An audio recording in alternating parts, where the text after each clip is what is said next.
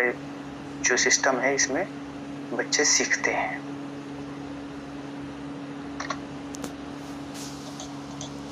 Para 10 में है there is no misery about it, यानी कि इसमें कोई परेशानी नहीं होती बच्चों को।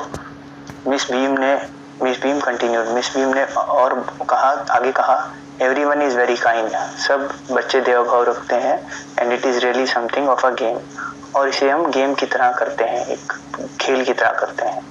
Before the day is over though even the most thoughtless child realises what misfortune is, यानी कि जब दिन खत्म होने से पहले जो बच्चे बिल्कुल केयरलेस होते हैं उनको भी समझ आ जाता है कि दुर्भाग्य या बदकिस्मती क्या होती है।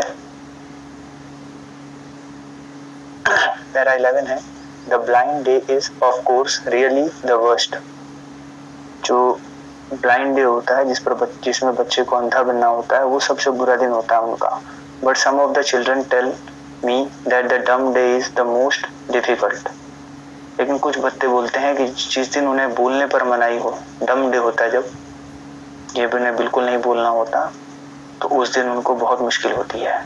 We can not bandage the children's mouth so they really have to exercise their will power, यानी हम उनका मुंह बंद नहीं कर सकते हैं, मुंह पर पट्टी नहीं बांध सकते हैं, इसलिए उनको बहुत मुश्किल होती है और उन्हें अपनी विल पावर यानी इच्छा शक्ति से ही चुप रहना होता है। Come into the garden and see for yourself how the children feel about it.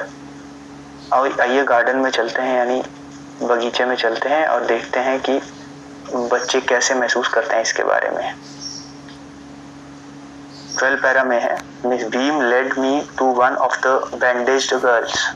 Miss Beam मेरे को एक लड़की के पास ले गई जिसके आंख पर पट्टी बंधी थी। Here is a gentleman who come to talk to you, said Miss Beam and left us. Miss Beam ने उस लड़की को कहा कि ये जो हैं ये आपसे मिलने आए हैं, आप इनसे बात कीजिए। 13 पैरा में डोंट यू एवर स्पीक, यानी क्या तुम पट्टी से नीचे से देखते नहीं हो? I asked the girl oh no, मैंने लड़की से पूछा कि क्या इस जो आपने पट्टी बांधी है इसके नीचे से या साइड से देखते नहीं हो? तो उसने कहा ओ नहीं।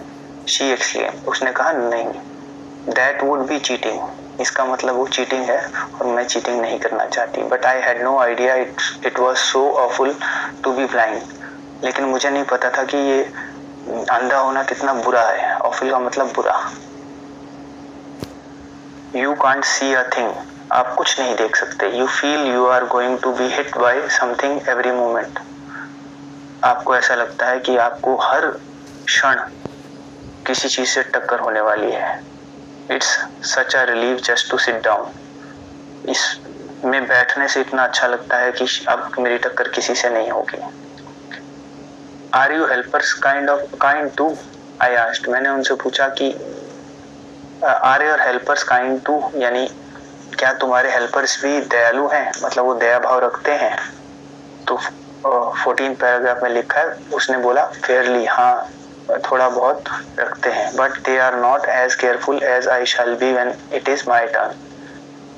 तो उसने कहा कि हाँ वो ध्यान तो रखते हैं, दयालु हैं, लेकिन मेरी तरह नहीं होंगे जब मेरा टर्न आएगा।